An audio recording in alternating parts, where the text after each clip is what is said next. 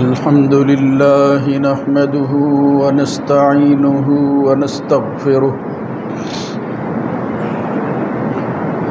ونعوذ بالله من شرور أنفسنا ومن سيئات أعمالنا من يهده الله فلا مضل له ومن يضلل فلا هادي له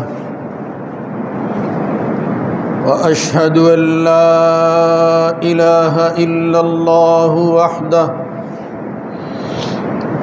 وحده لا شريك له وأشهد أن محمدًا عبده ورسوله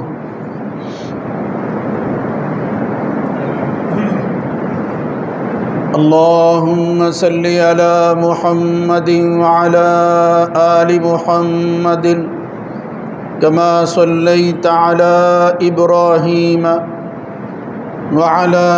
آل إبراهيم إنك حميد مجيد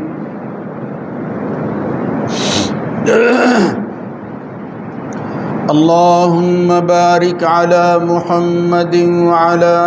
آل محمد كما باركت على إبراهيم وعلى آل إبراهيم في العالمين إنك حميد مجيد أما بعد فإن خير الحديث كتاب الله وخير الهدى هدى محمد صلى الله عليه وآله وسلم وشر الأمور محدثاتها وكل محدثة بدعة وكل بدعة ضلالة وكل ضلالة في النار رب أعوذ بك من همزات الشياطين من همزه ونفخه ونفثه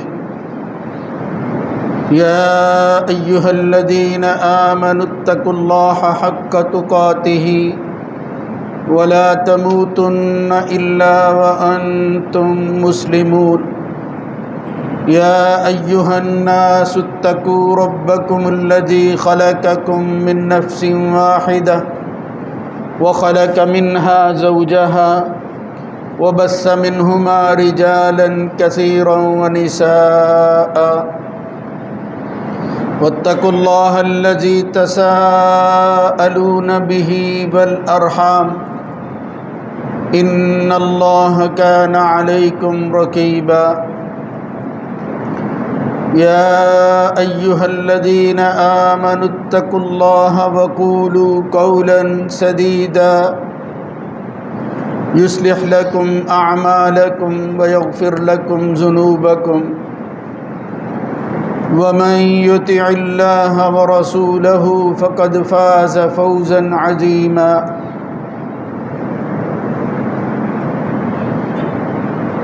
رب اشرح لي صدري ويسر لي أمري واحلل عقدة من لساني يفقهوا قولي فمن حاجك فيه من بعد ما جاءك من العلم فقل تعالوا ندعو أبناءنا وأبناءكم ونساءنا ونساءكم وأنفسنا وأنفسكم ثم نبتهل فنجعل لعنة الله على الكاذبين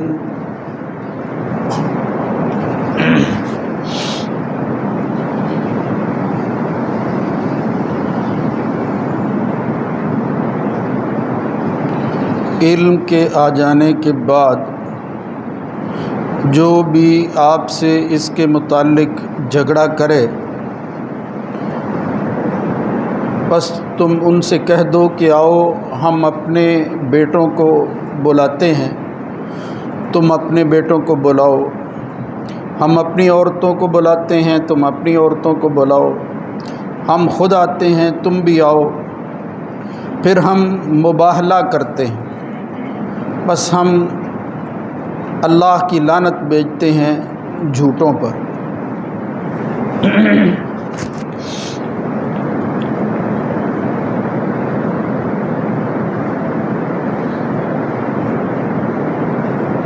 اللہ رب العزت کی حمد و ثنا کے بعد درود و سلام سید الرسل سید ولد آدم خاتم النبیین جناب محمد الرسول اللہ صلی اللہ علیہ وآلہ وسلم کی ذات گرامی پر۔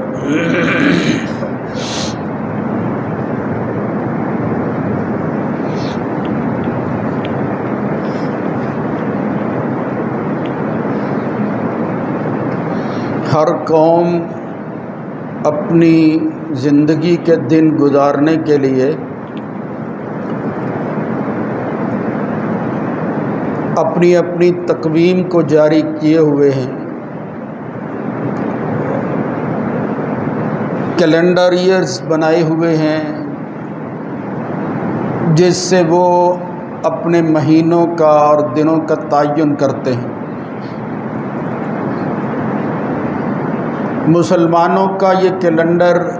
ہجری تقویم محرم الحرام کے مہینے سے شروع ہوتا ہے، اس کو ہجری تقویم کہتے ہیں۔ جناب عمر رضی اللہ تعالیٰ عنہ کے زمانہ میں باقاعدہ مشاورت کے بعد اس کا آغاز کیا گیا کہ آج کے بعد مسلمان اپنی تاریخوں کو جس کیلنڈر ایئر کے ذریعے یاد رکھا کریں گے وہ ہجری کیلنڈر کہلائے گا۔ یعنی واقع ہجرت کو یہ اہمیت دی گئی کہ اس سے مسلمان اپنے سال کا آغاز کریں گے۔ اس کے متعلق کئی دفعہ بات ہوئی ہے، بلکہ کئی دنوں سے ہم اپنے درس حدیث میں ہجرت، اس کی اہمیت، مقام و مرتبہ، اس میں شامل لوگوں کے احوال وہ بڑی تفصیل سے پڑھ چکے ہیں۔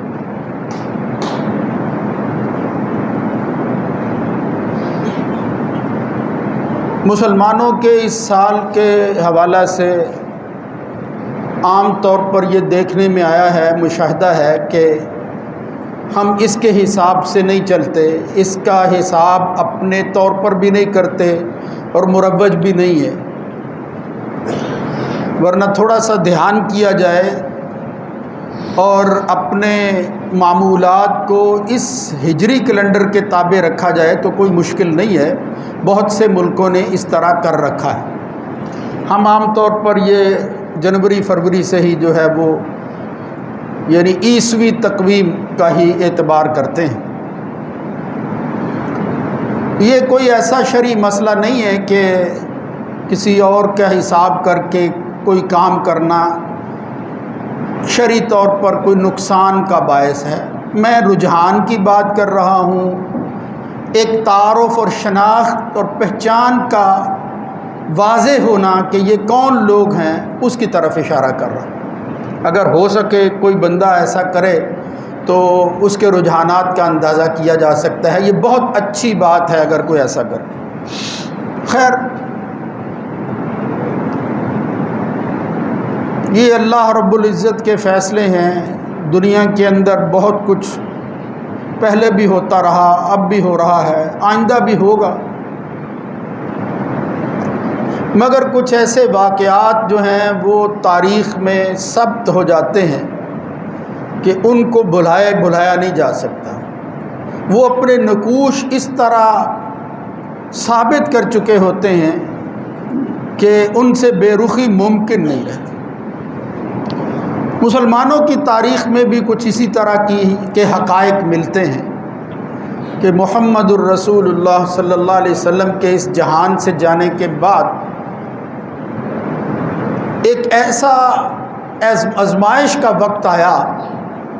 کہ جس کو اللہ رب العزت نے اپنے بعض بندوں کے ذریعے وقتی طور پر روک دیا، مگر پھر چند سالوں کے بعد وہ فتنہ مسلمانوں کے لیے بہت بڑی آزمائش کا سبب بن گیا۔ اس کے متعلق خود محمد الرسول اللہ صلی اللہ علیہ وسلم نے بھی بتایا تھا کہ تمہاری آزمائش ہوگی، اس طرح ہوگی، اس لیے کہ مومن کی آزمائش ہر حال میں ہوتی رہتی ہے، بعض دفعہ اس میں شدت آ جاتی ہے، اب اس کا مقابلہ کرنا ایمان کے بل بوتے پر، وہ یہی آزمائش ہے، یہی امتحان ہوتا ہے، اسی میں سے کامیاب ہو کر نکلنا یہ مومن کی نشانی ہے۔ رسول اللہ صلی اللہ علیہ وسلم کے بعد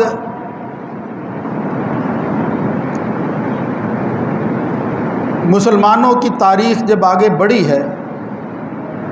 تو ایک ایسا حادثہ ہوا جس کے بعد خود مسلمان ہی دو بڑے حصوں میں تقسیم ہو کر رہ گئے، اور وہ حادثہ فاجعہ اس سانحہ کا نام ہے سانحہ کربلا۔ وہ اپنی اہمیت اس لیے اختیار کر چکا ہے اور کر گیا کہ وہ جس طرح واقعہ ہوا تھا اس کی وجہ سے وہ ہر انسان کے لیے توجہ کا مرکز بن گیا کہ ابھی محمد الرسول اللہ صلی اللہ علیہ وسلم کو گئے ہوئے چند ہی سال ہوئے ہیں کہ ایسا وقت آ گیا کہ خود خاندان رسول کے جتنے لوگ موجود تھے ان کو کلمہ پڑھنے والے لوگوں نے ہی اپنے ہاتھوں سے ذبح کر دیا، خود مسلمان لڑ پڑے آپس میں، اور اس حد تک معاملہ چلا گیا کہ خاندان رسول کی جو یادیں تھیں وہ ختم ہونے لگی، ان کے ہاتھوں سے لٹی باغ رسالت کی بہار جو نمازوں میں صدا پڑھتے رہے صلی اللہ، یعنی ایک طرف وہ درود پڑھتے تھے نمازوں کے اندر، اس آل پر اسی آل کو اپنے ہاتھوں سے ذبح کر دیا، قتل کر دیا۔ بدقسمتی یہ ہے کہ یہ تاریخ کا واقعہ اور ہماری تاریخ میں اور ہر تاریخ میں ایسا ہوتا ہے، اتنا رتب و یابس ہوتا ہے کہ دو گروہوں کی وجہ سے اس تقسیم کی بنیاد پر اب کسی ایسی بات کو حتمی طور پر پیش کرنا مشکل ہو گیا ہے۔ لیکن یہ ضرور ہے کہ جس طرح میں نے عرض کر دیا کہ یہ سانحہ ہوا مسلمانوں کے ہاتھوں سے ہے، اور مسلمانوں ہی کی بڑی جماعت کے لیے ہوا ہے، ایسے لوگوں کے لیے ہوا ہے جس کو آج میں نے اپنے خطبے کا موضوع بنایا ہے کہ ہمارے پاس قرآن و سنت کی روشنی میں، بالخصوص احادیث اور سنت میں جو چیزیں مستند طور پر ملتی ہیں ان کو بیان کرنا جو ہے وہ شاید اس یاد کی تازگی ہے، اور یہ بیان کرنا صرف محض ذوق کے لیے نہیں بلکہ اپنے ایمان کے لیے بھی ضروری ہے۔ یہ بات اگر صرف انفرادی ہوتی تو شاید اس کو ممبر و محراب کی زینت نہ بنایا جاتا، لیکن صحیح بات یہ ہے کہ ان لوگوں کی شہادت کے بعد، کربلا کے واقعے کے بعد جو لوگ شہید ہوئے ان کے متعلق خود محمد الرسول اللہ صلی اللہ علیہ وسلم نے جو کچھ بیان کیا تھا وہ ان کے فضائل اور مناقب کے حوالہ سے ایسی چیزیں ہیں جن سے ہمارا ایمان وابستہ ہے۔ یعنی اگر انفرادی چیز ہوتی، خاندان رسول کے لوگ اور بھی بہت تھے، اور حقیقت بھی یہ ہے کہ اللہ کے رسول سے یہ نسبی تعلق بھی اسی وقت کام آتا ہے جب ایمان موجود ہو، اگر ایمان موجود نہ ہو تو اس نسب کا بھی کوئی فائدہ نہیں ہے۔ لعمرک مل انسان الا بدینہ، وہ کسی شاعر نے کہا میں تیری عمر کی قسم کھا کر کہتا ہوں کہ بندہ انسان اپنے دین ہی کی وجہ سے ہوتا ہے۔ فلا تترک التقوی اتکالا علی النسب، یہ تقوی کا راستہ، یہ صراط مستقیم، یہ حق کا راستہ، یہ نسب کے فخر کی بنیاد پر اس کو ترک نہ کر دینا۔ لقد رفع الاسلام سلمان فارسی، ایک شخص فارس سے آیا تھا، نسب کے اعتبار سے تو وہ فارسی تھا، عجمی تھا، عربیوں سے اس کا کوئی مقابلہ نہیں تھا، اسلام لانے کے بعد اس کو مقام ملا، عظمت اور رتبہ ملا ہے کہ اس کے تذکرے آسمانوں میں ہونے لگے۔ یعنی نبی کریم صلی اللہ علیہ وسلم نے بڑی شان بیان کی سلمان فارسی کی، خاندان رسول کے ایک فرد کی حیثیت اختیار کر گئے وہ۔ آگے کہا اس نے لقد وضع الشرک النصیب ابا لہب، اگر نسب صرف ہی کام آنے والا ہوتا تو یہ حقیقی چچا یہ ابو لہب نام تھا جس کا، یہ جس لقب سے معروف تھا ابو لہب، نسب میں تو وہ سب سے زیادہ قریب تھا، مگر شرک اور کفر کی وجہ سے بے نام ہو گیا۔ وضع الشرک، وہ تاریکیوں گہرائیوں میں چلا گیا، کوئی اس کا خیر کے ساتھ نام لینے کے لیے بھی تیار نہیں ہے۔ بہت اچھی طرح اس بات کو سمجھنا چاہیے، حضور سے جو تعلق ہے ایمان کا تعلق ہے، وہ ہمارا روحانی رشتہ ہے، وہ ہمارے روحانی باپ ہیں، ہم ان کی روحانی اولاد ہیں۔ اگر یہ ایمان اور اسلام جو ہے وہ نکال دیا جائے پھر وہ نسب جو ہے وہ بھی کسی کام نہیں آتا۔ رسول اللہ صلی اللہ علیہ وسلم کے اس نسبی رشتے کو قائم رکھنے کے لیے اور پھر اس سے تعلق بڑھانے کے لیے لوگ خواہش کرتے تھے حضور کے فرامین کی روشنی میں۔ جناب عمر رضی اللہ تعالیٰ عنہ نے رشتہ کیا حضرت علی کی بیٹی کے ساتھ صرف اس نیت کے ساتھ، حالانکہ عمر کا کافی فرق تھا، کہ میرا نسب جو ہے وہ خاندان رسول کے ساتھ مل جائے۔ رشتہ ہوا پھر حضرت عمر رضی اللہ تعالیٰ عنہ۔ ایک حدیث آتی ہے نبی کریم صلی اللہ علیہ وسلم نے جس فرمایا کل نسب منقطع یوم القیامت، قیامت کے دن کوئی رشتہ تعلق نہیں رہے گا الا نسبی و سببی، میرا نسب اور سبب اللہ کے نزدیک اس کا فخر وہ دنیا میں بھی ہے اور آخرت کے اندر بھی قائم رہے گا ایمان کی وجہ سے۔ الا نسبی و سببی، یعنی وہ دنیا میں جو اصول ہے وہ کام آئے گا پھر قیامت کے دن، کہ اس نسب کی وجہ سے اللہ رب العزت لوگوں کو وہ شرف اور عزت عطا فرمائے گا کہ جو ایمان کے ساتھ ساتھ کسی نسبی تعلق کو اللہ رب العزت وہ عزت اور شرف نصیب کرتا ہے۔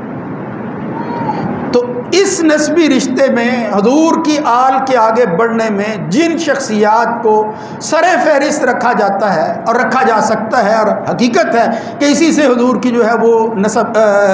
آل آگے بڑھی ہے اور نسب آگے جو ہے وہ بڑا ہے، وہ تھے جناب فاطمہ کی اولاد حضرت علی کے بیٹے حسن اور حسین رضی اللہ تعالیٰ عنہما۔ ان کو شرف صحابیت بھی حاصل ہے، اگرچہ عمر کے اعتبار سے یہ بہت چھوٹے تھے، مگر اس نسب کی وجہ سے اور حضور کے فرامین کی وجہ سے ان کے جو فضائل صحیح بخاری سے لے کر تیسرے اور چوتھے درجے کی شاید ہی حدیث کی کوئی کتاب ہو جس کے اندر مستقل باب باندھ کر محدثین نے اصحاب کے علاوہ خاص طور پر جن کا ذکر نہ کیا ہو، بلکہ باب کے باب بھرے ہوئے ہیں، بخاری سے لے کر مسلم، ابو داؤد، ستہ اور طبرانی تک کی کتابوں میں مستقل کتابیں لکھی گئی، اور اس پر بہت کچھ لکھا گیا، جس طرح میں نے عرض کیا اس واقعے پر بھی، اس لیے کہ مسلمانوں کی تقسیم ہوگی حق میں بھی اور مخالفت میں بھی۔ یہ مسئلہ اس وقت بہت بڑھ چکا ہے، اور پھر اس کے بڑھنے ہی کی وجہ سے بعض حقائق جو ہیں وہ مسخ بھی ہو گئے ہیں، ان کا پتہ بھی نہیں چلتا۔ لیکن ہمیں جس بات کو دہرانا ہے، اس محرم کی وجہ سے، اس محرم کی 10 تاریخ کے اس واقعہ کی وجہ سے، وہ حسنین کریمین یہ جو حضور کے نواسے تھے ان کے فضائل کا تذکرہ کرنا، اس یاد کو دہرانا، اس اعتبار سے وہ کتنی عظیم شخصیتیں تھیں، کیا لوگ تھے وہ جن کے متعلق وحی کی زبان سے یہ الفاظ جاری ہوتے تھے کہ محمد الرسول اللہ صلی اللہ علیہ وسلم اللہ سے دعا کر کے کہتے ہیں اللہم انی احبہما فاحبہما۔ یہ ہے دیکھو وہ ایمان کا لیول جس کی وجہ سے میں عرض کر رہا ہوں کہ ہمارا ایمانی رشتہ وابستہ ہے۔ اے اللہ یہ دو جو میرے بچے ہیں میں ان سے محبت کرتا ہوں۔ لوگ اپنے بچوں سے محبت کیا ہی کرتے ہیں، لیکن وہ اللہ کا نبی بھی ہے اور پھر دعا بھی کر رہا ہے، لیکن یہ دعا صرف انہوں نے اپنے تک نہیں رکھی، اللہم انی احبہما فاحبہما، یا اللہ میں ان سے محبت کرتا ہوں تو بھی محبت کر۔ آگے جو الفاظ احادیث میں آتے ہیں وہ کیا ہے؟ فاحبہما واحب من یحبہما، اور یا اللہ ان دونوں سے تو محبت کر اور جو ان سے محبت کرتا ہے ان سے بھی محبت کر۔ یعنی ان کی محبت وہ ایمان کے ساتھ جو ہے وہ منسلک ہو گئی کہ جو شخص ان سے محبت کرے گا اللہ اس سے محبت کرے گا۔ تو ان سے محبت کرنا یہ ایمان کا درجہ ہے، یہ محمد الرسول اللہ صلی اللہ علیہ وآلہ وسلم کا فرمان ہے۔ ان سے کچھ ایسا تعلق اللہ ویسے بھی قائم کر دیتا ہے، چیزیں یادگار بن جاتی ہیں۔ وہ خاص طور پر جو ہے وہ احادیث میں جو آتا ہے محمد الرسول اللہ صلی اللہ علیہ وسلم کے معمولات میں، اور خاص طور پر حضور کے جانے کے بعد اصحاب کے اندر ان کا جو مقام اور مرتبہ تھا وہ اس لائق ہے کہ ان کے مناقب اور فضائل کا تذکرہ کیا جائے۔ جناب ابو بکر صدیق رضی اللہ تعالیٰ عنہ، میں سب سے پہلے حوالہ اس لیے یہ دے رہا ہوں کہ طعن اور مخالفت کے اندر یہ بڑی بڑی شخصیات جو ہیں ان کو ہی جو ہے نشانے پر رکھا جاتا ہے، جبکہ صحیح بخاری کے اندر آتا ہے محمد الرسول اللہ صلی اللہ علیہ وسلم کے ان نواسوں کے بارے میں، اس آل کے بارے میں ابو بکر صدیق نے کہا ارکبوا محمدن، یہ محمد صلی اللہ علیہ وسلم کا خیال رکھنا ہے۔ کس ذریعے سے؟ ان کی اس آل کے ذریعے سے۔ واللہ لقرابۃ رسول اللہ احب الی ان اصل من قرابتی، اللہ کی قسم مجھے اپنے رشتے، اپنی قرابت کے مقابلہ میں اللہ کے رسول کی قرابت سے محبت کرنا کہیں زیادہ محبوب ہے، میں اسی کو پسند کرتا ہوں۔ لقرابۃ رسول اللہ احب الی، یعنی دوسروں سے محبت بھی انسان کے رشتے کی وجہ سے ہوتی ہے، مگر ایمان کی وجہ سے میں آل رسول اور ان افراد سے محبت کرنا سب سے زیادہ پسند کرتا ہوں، یہ ابو بکر صدیق نے کہا۔ اب عصر کی نماز پڑھی جناب صدیق اکبر رضی اللہ تعالیٰ عنہ نے، علی رضی اللہ تعالیٰ عنہ بھی ساتھ تھے۔ رستے میں دیکھا حضرت حسن کو، وہ بچوں کے ساتھ کھیل رہے تھے، ابو بکر صدیق نے اٹھا لیا حضرت حسن کو، اٹھا کر خلیفہ وقت نے دیکھا اور پھر یاد تازہ کی اور کہا واللہ انہ لقرابۃ انہ لاشبہ بالنبی صلی اللہ علیہ وسلم، میں اللہ کی قسم یہ حسن جو ہے یہ اپنے خلق کے اعتبار سے، اپنے حلیے کے اعتبار سے محمد الرسول اللہ صلی اللہ علیہ وسلم کے سب سے زیادہ مشابہ ہے۔ یہ بات بیان کی۔ ولیس اشبہ بعلی،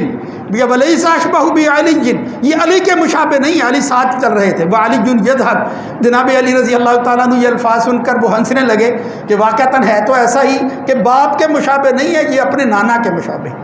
مجھے عرض کرنا یہ ہے کہ ان اصحاب نے جو مقام اور مرتبہ تھا اس میں کوئی کمی نہیں کی، کوئی نقص واقعہ نہیں ہوا جس کی وجہ سے آج ہم بھی تذکرہ کر رہے ہیں۔ وہ ابو بکر ہوں، وہ عمر ہوں، وہ بعد والے اصحاب ہوں، خصوصی طور پر ان کا خیال رکھا جاتا تھا۔ اگر مسلمانوں کے عطیات جو ہے وہ دینے کا وقت آتا، حضرت عمر کے زمانہ کے اندر دیوان مرتب ہوا تو جناب عمر رضی اللہ تعالیٰ عنہ نے سر فہرست اس وقت کے جو ذمہ دار تھے، جو ملازمین تھے، انہوں نے کہا آپ کے سلسلہ سے اس دیوان کو مرتب کیا جائے، خلیفہ وقت کا نام سب سے اوپر آئے۔ تو جناب عمر رضی اللہ تعالیٰ عنہ نے کہا محمد الرسول اللہ صلی اللہ علیہ وسلم کے خاندان کے لوگوں کا نام سب سے پہلے لکھا جائے، ان کو سر فہرست رکھا جائے، میری تو بعد میں جو ہے وہ باری آئے گی۔ تو عرض کرنے کا مطلب یہ ہے کہ یہ اللہ کے رسول کی دعا اور اس کے بعد پھر اللہ کا محبوب بننے کے لیے ان سے محبت کرنا یہ ہمارے ایمان کا تقاضا ہے۔ یہ جو آیت میں نے ابھی پڑھی ہے، مسلمانوں کا جب ایک بڑا اہم معرکہ عیسائیوں کے ساتھ ہوا ہے نجران کے اندر، اور پھر معاملہ یہاں تک پہنچ گیا کہ اپنا اپنا خاندان لے کر آ جاؤ، اور پھر جو سچا ہوگا وہ بچ جائے گا، جو جھوٹا ہوگا وہ برباد ہو جائے گا۔ محمد الرسول اللہ صلی اللہ علیہ وسلم اس وقت جن لوگوں کو ساتھ لے کر گئے تھے، دعا علی و فاطمہ والحسن والحسین، اس وقت علی، فاطمہ، حسن اور حسین ہی تھے، اور پھر حضور نے کہا اللہم ہؤلاء اہل بیتی، یا اللہ میں اپنا سارا خاندان جو لے آیا ہوں وہ یہ ہے۔ اس وقت تھے ہی وہ لوگ، یہ اس کا یہ مطلب نہیں ہے کہ وہ اور جو ہے وہ بیٹیوں میں جو بچے تھے ان کو نہیں لے کر آئے، وہ خاندان رسول میں نہیں تھے، یہ فضول باتیں ہیں، اختلافی اور افتراق کی باتیں ہیں، صرف یہ مناظرانہ رنگ دیا جاتا ہے۔ جو لوگ اس وقت خاندان کے موجود تھے اس سے ان کی شان بڑھ گئی، فرمایا یہ میرے اہل بیت ہیں۔ خود حضرت عائشہ رضی اللہ تعالیٰ عنہ بیان کرتی ہیں، یہ بالکل بخاری مسلم کی روایتیں ہیں، رسول اللہ صلی اللہ علیہ وسلم نے چادر لی ہوئی تھی، اصحاب جو ہیں وہ آئے باری باری، یہ لوگ، یہ اصحاب جو ہیں، علی رضی اللہ تعالیٰ عنہ آئے، فاطمہ آئے، حسن اور حسین آئے، اور پھر حضور نے دعا کی اللہم ہؤلاء اہل بیتی انما یرید اللہ لیذھب عنکم الرجس اہل البیت ویطہرکم تطہیرا. آیت پڑھی کہ یا اللہ جس طرح تو نے یہ تطہیر اور پھر یہ گندگی کے دور کرنے کا ذکر قرآن مجید میں کیا ہے، یہ میری اولاد کا اس میں نام نہیں ہے، سیاق اور سباق کے اعتبار سے وہاں ازواج کا ذکر ہے. تو یہ جو میرے خاندان کے لوگ ہیں یا اللہ ان کو بھی اس میں شامل فرما. یہ ہے میرا خاندان. یعنی خود نبی کریم صلی اللہ علیہ وسلم نے بالاہتمام چادر کے نیچے لے کر جن افراد کو اہل بیت میں شامل کیا ان میں یہ حسن اور حسین وہ شامل تھے. کوئی شک نہیں ہے یہی لوگ تھے، ان کو شامل ہونا بھی چاہیے تھا. اس لیے یہ دلائل، اس طرح کی روایتیں محمد الرسول اللہ صلی اللہ علیہ وسلم کی فضائل اور مناقب کے حوالے سے کئی ایسی چیزیں ہیں کہ جن کا تقاضا یہ ہے کہ ہم ان کی یاد کو اگر تازہ کرنا چاہتے ہیں، ان کا ذکر کرنا چاہتے ہیں تو ان باتوں کو دہرائیں. اور پھر یہ دنیا تک معاملہ ختم نہیں ہو جاتا. یہ وہ دو عظیم شخصیتیں ہیں کہ جن کے متعلق محمد الرسول اللہ صلی اللہ علیہ وسلم فرمایا سیدہ الحسن والحسین سیدہ شباب اہل الجنہ. جنت کے اندر سب لوگ جو ہے وہ کچھ جوانی کی حالت میں جائیں گے. جوانی کی حالت سے مراد یہ ہے کہ اگر بڑی عمر کے ہیں چھوٹے کے اللہ تعالیٰ ان کو عمر وہ دے دے گا. تو اس لیے فرمایا حسن اور حسین اہل جنت کے جوانوں کے سردار ہوں. لیکن دنیا کے اندر کچھ لوگ جو ہے وہ جوانی میں نہیں جاتے. دوسری روایت ترمذی میں آتی ہے کہ عمر اور ابو بکر جو ہیں سیدہ کہول اہل الجنہ، یہ بڑی عمر کے لوگوں کے سردار ہوں گے. وہ بھی اپنی جگہ پر موجود ہے. وہ بڑی عمر سے مراد کیا ہے؟ یعنی 30 سے 35 تک کی عمر کے لوگ اس وقت جنت کے اندر سب اسی عمر کے ہوں گے. انہی کو کہا گیا جن کے سردار جو ہے وہ حسن و حسین ہیں، انہی کے ابو بکر اور عمر ہیں. یہ فضیلت کے اعتبار سے مختلف حوالوں سے یعنی ابو بکر اور عمر کا جو ہے وہ ذکر کیا اس دنیا کی عمروں کے حساب سے کہ جو لوگ جو ہیں وہ یہاں بڑھاپے میں دنیا سے جاتے ہیں، قیامت کے دن اگرچہ جوان ہوں گے ان کے سردار ابو بکر اور عمر ہوں گے. دوسرے جو ہیں ان کے سردار حسن و حسین ہوں گے. تو یہ چیزیں جو ہیں ان کو سمجھنے کی کوشش کرنی چاہیے، نہ جو ہے ان کو اختلاف کا سبب بنا کر ان کو رد کر دینا چاہیے. تو اس طرح کی بے شمار فضائل ہیں. اب ظاہر ہے کہ یہاں سب کا جو ہے وہ بیان کرنا ممکن نہیں ہے. بس ان کا خلاصہ یہ ہے کہ ہم بھی اللہ کے رسول کی دعا کی روشنی کے اندر اللہ کے رسول نے جس طرح فرمایا کہ میں ان سے محبت کرتا ہوں، ہم بھی اپنے ایمان کی بنیاد پر کہتے ہیں کہ ہم بھی حضور کی وجہ سے ان کے ساتھ جو ہے وہ محبت کرتے ہیں. یہ ہمارے ایمان کا رشتہ ہے اور ہم اپنے ایمان کے رشتے کو قائم اور دائم رکھے ہوئے ہیں اور مضبوط سے مضبوط تر بنانے کی جو ہے وہ کوشش کرتے ہیں. یہ وہ بچے تھے، ان سے تعلق حضور کا اس طرح کا تھا کہ آپ یہ جب ان کے فضائل جو ہے وہ پڑھتے اور سنتے ہیں حیران ہو جاتا ہے بندہ کہ اللہ کے رسول جیسا شخص یعنی اتنے عظیم مرتبہ پر خطبہ دے رہے ہیں، ممبر کے اوپر کھڑے ہیں محمد الرسول اللہ صلی اللہ علیہ وسلم. یہی دونوں بچے جو ہے یہ اپنی عمر کے ایسے حصے میں لڑکھڑاتے ہوئے آتے ہیں، آگے بڑھتے ہیں. اللہ کا رسول برداشت نہیں کر پاتا، خطبہ ممبر جو ہے وہ چھوڑ کر ان بچوں کو اٹھا لیتے ہیں اور ان کو اپنے کندھوں پر اٹھا لیتے ہیں. محمد الرسول اللہ صلی اللہ علیہ وسلم نے ان کو اٹھایا بے ساختہ اور پھر فرمایا اللہ نے صحیح کہا ہے انما اموالکم واولادکم فتنہ، کہ یہ مال اور اولاد جو ہے اس میں بندوں کی بڑی آزمائش ہوتی ہے. دیکھو میں تمہارے سامنے خطبہ دے رہا تھا کہ ان بچوں کو آتے ہوئے لڑکھڑاتے ہوئے دیکھا ہے اور میں نے ان کو اٹھا لیا ہے، مجبور ہو گیا ان کو اٹھانے پر. یعنی مجبور سے مراد یہ ہے کہ میرا رشتہ تعلق اس طرح کا تھا. دوسری بات یہ تھی کہ شاید اللہ کے رسول نے بتانا تھا کہ ان سے جو رشتہ اور ان سے جو نسب اور تعلق میرا ایمان کی وجہ سے قیامت تک برقرار رہے گا، اے مسلمانوں تم اس کا خیال کرنا. اذکرکم اللہ فی اہل بیتی، اذکرکم اللہ 3 بار نبی کریم صلی اللہ علیہ وسلم نے فرمایا. میرے بھائیوں یہ بات پورے شرح صدر کے ساتھ میں کہہ رہا ہوں اور آپ سن لیں. اگر ان لوگوں کے حوالہ سے کسی بھی اعتبار سے کسی مخالفت کی بنیاد پر بھی ہمارے دل کے اندر کوئی بغض پیدا ہوتا ہے، ہمارے دل کے اندر ان کی کوئی ناقدری آتی ہے، تو پھر ایسے بندے کو اپنا ایمان جو ہے وہ جانچ لینا چاہیے. اس کا ایمان مشکوک ہو جاتا ہے. رسول اللہ صلی اللہ علیہ وسلم فرمایا من احبہما فقد احبانی، اگر اللہ کے رسول سے بھی محبت کرنا چاہتے ہو تو ان سے محبت کرو۔ یہ آخری بات ہے جو نبی کریم صلی اللہ علیہ وسلم نے فرما دی،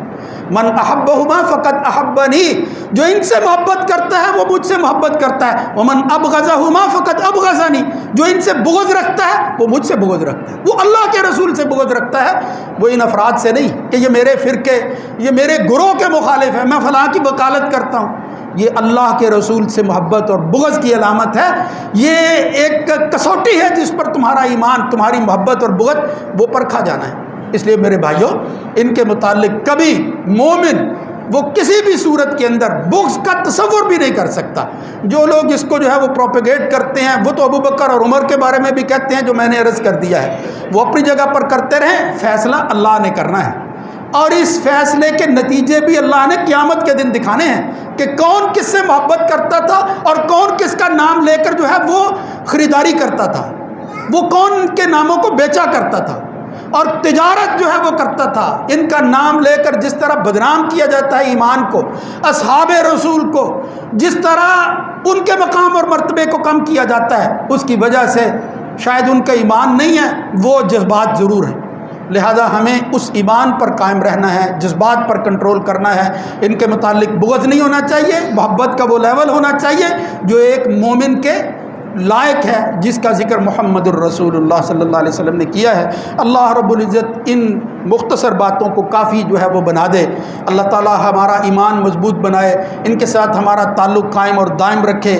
اللہ رب العزت ان کے مقام اور مرتبہ کو بیان کرنے کی توفیق دیتا رہے، اور پھر دعا گو ہوں کہ اللہ رب العزت قیامت کے دن ہمارا ساتھ بھی انہی کے ساتھ کرے، ہم ان کے ساتھ دنیا کے اندر بھی محبت رکھیں، آخرت کے اندر بھی رکھیں۔ مسلمانوں کا یہ عقیدہ ہے، یہ نام لینے کی ضرورت نہیں، شیخ الاسلام ابن تیمیہ تک کے لوگوں نے کہہ دیا ہے کہ جن لوگوں نے بھی حسین کو قتل کیا ہے، ان کے ساتھ یہ ظلم کیا ہے، یہ حسین کی شہادت، یہ قتل الحسینی مصیبت من اعظم مصائب، یہ دنیا کی مصیبتوں میں بڑی ایک مصیبت تھی جو یہ جناب حسین رضی اللہ تعالیٰ عنہ کی شہادت کی شکل میں آئی ہے۔ تو کیا کرنا چاہیے اس شہادت کو یاد کرتے ہوئے؟ انا للہ و انا الیہ راجعون، انا للہ ما اخذ ولہ ما آتا وکل عندہ باجل مسمی۔ اللہ کے فیصلوں کو قبول کرنا چاہیے، تجارت نہیں کرنی چاہیے، نام نہیں بیچنے چاہیے، اللہ ہی کے لیے ہے جو کچھ ہو گیا ہے۔ لیکن جن لوگوں نے یہ ظلم کیا ہے وہ ظالم ہیں، ان کے ظلم کے متعلق شیخ الاسلام کا یہ فیصلہ بہت شاندار الفاظ کے ساتھ موجود ہے، من قتلہ ومن اعان علی ذلک واہان علیہ، جس نے ان کو قتل کیا، جس نے معاونت کی، جس نے ان کی توہین کی، ان کے متعلق کیا ہے؟ لعنت اللہ علیہم، اللہ کی لعنت ہو ان پر، لا یقبل اللہ منہ صرفا ولا عدلا، اللہ تعالیٰ نہ ان کے جو ہے وہ نفل کو قبول کرے نہ فرض کو قبول کرے، اتنا بڑا ظلم انہوں نے کر دیا۔ لہذا ہمارا بھی عقیدہ بالکل وہی ہے جو شیخ الاسلام نے بیان کیا ہے۔ وہ لوگ جو بھی ہیں، اب ان کو جو ہے وہ آپ نامینیٹ کر سکیں یا نہ کر سکیں، اگر تاریخ نے آپ کو الجھا دیا ہے وہ اپنی جگہ، لیکن بالعموم یہ عقیدہ ہمارا ضرور ہے اور ہم اس پر قائم ہیں کہ حسین کے قاتل وہ لعنت کے مستحق ہیں، اس دنیا کے اندر بھی اور آخرت کے اندر بھی۔ اقول قولی ھذا استغفر اللہ لی ولکم ولسائر المسلمین۔